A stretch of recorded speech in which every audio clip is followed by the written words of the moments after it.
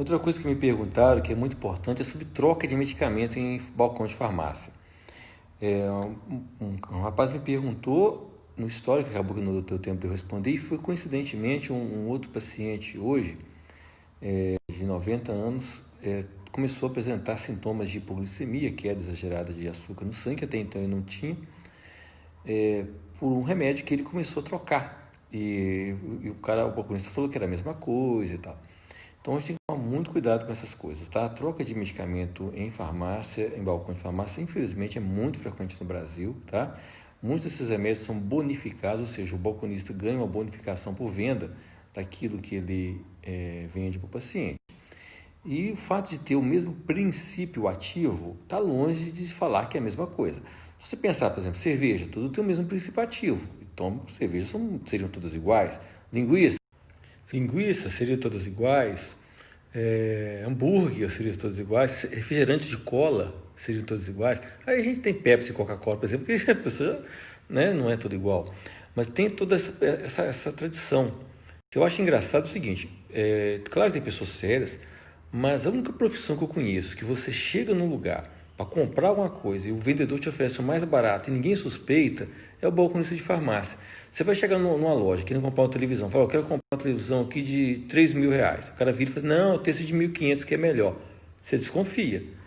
Na farmácia não, você chega lá e fala, eu quero comprar esse remédio, quanto custa? 100. Aí o cara vira, não, mas eu tenho um igualzinho aqui, que custa R$ 10. E o cara confia sem preocupar com aquilo e ainda agradece. Meu amigão, muito obrigado. Devia ter pensado assim, esse médico muito sacana, né? Porque se são iguais, porque ele passou de 100. Muito mal, né? Então a coisa não é bem assim, não. Vamos falar um pouco melhor sobre isso, com mais detalhes agora. Bem, do ponto de vista até legal, uma receita médica, do ponto de vista de lei, ok? Não pode nem ser trocada, não ser pelo farmacêutico, e mesmo assim a gente sabe também que tem médicos de tudo quanto é qualidade, tem farmacêuticos também de tudo quanto é qualidade, né? O balconista não teria autorização para fazer essas trocas, mas a gente sabe o que acontece aí normalmente. Mas vamos lá.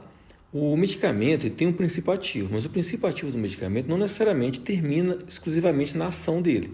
Então vamos começar, por exemplo, com esse velhinho de 90 anos que eu dei o exemplo. Ele tomou o medicamento do mesmo princípio ativo, só que o que eu prescrevi para ele foi um de liberação prolongada.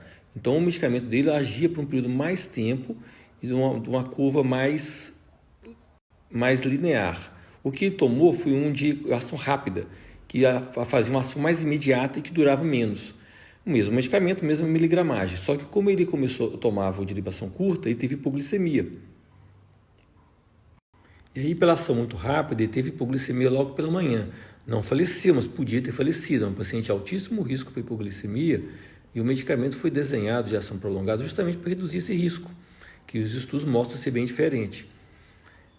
E aí, pela ação muito rápida, ele teve hipoglicemia logo pela manhã. Não faleceu, mas podia ter falecido. É um paciente de altíssimo risco para hipoglicemia e o medicamento foi desenhado de ação prolongada justamente para reduzir esse risco, que os estudos mostram ser bem diferente. Muitos médicos, inclusive, são processados em função disso, acham que o problema é do remédio médico, e a justiça tem entendido muitas vezes que acontece essa troca e tem responsabilizado a família e os balconistas em função disso. Porque, igual eu expliquei para essa família, a responsabilidade do médico se encerra na prescrição. Aquilo que eu prescrevi é aquilo que eu respondo. Se a pessoa trocou o medicamento, isso não é problema meu. Se ela morreu porque trocou o remédio, mas o balconista falou que era a mesma coisa, isso não é problema meu. A prescrição é o meu problema. Se o cara deu um problema com o remédio meu, eu tenho que responder por isso. Agora, mas o cara quis me ajudar. Então, não é problema do médico. De bem intencionado, o inferno está cheio, né? Olha, mas a esmagadora maioria das vezes, o cara está ajudando ao próprio bolso. Diz que mais da metade do salário de muitos balconistas são tirados de comissões. Obviamente, nem todo mundo age assim, mas essa prática, infelizmente, é muito comum. Tá?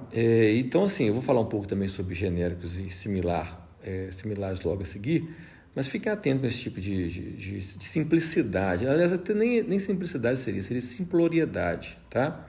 Que a vida custa caro.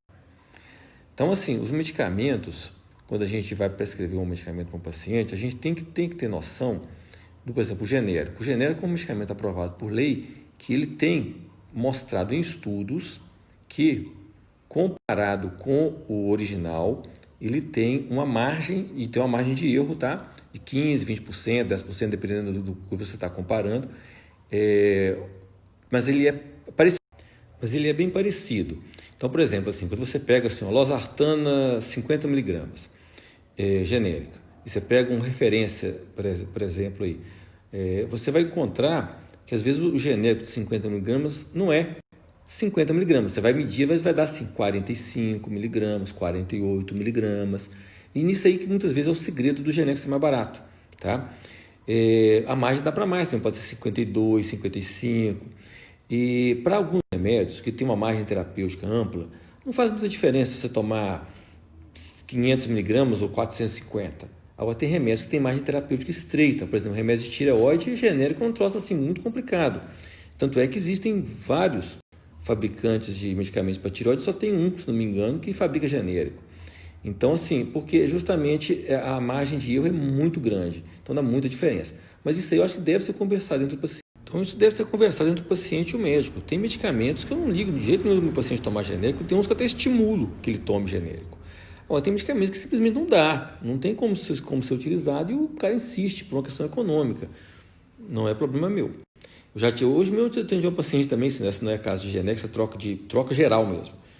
Ela prescreveu, uns 3 coisas, estava usando tudo totalmente diferente a receita. Não é problema meu. O problema meu é sobre aquilo que eu prescrevo. E agora tem o similar, né? O similar ainda é mais problemático ainda, porque o similar é aquele medicamento que teoricamente é o genérico, mas que não conseguiu provar, ou não conseguiu provar que tem esses estudos. Esses estudos que mostram que tem como não tem como ser igual, mas são pelo menos assim parecidos com o que é genérico. Na minha opinião, similar nem deveria ser comercializado, tá? Eu penso isso. Mas tá no comércio aí.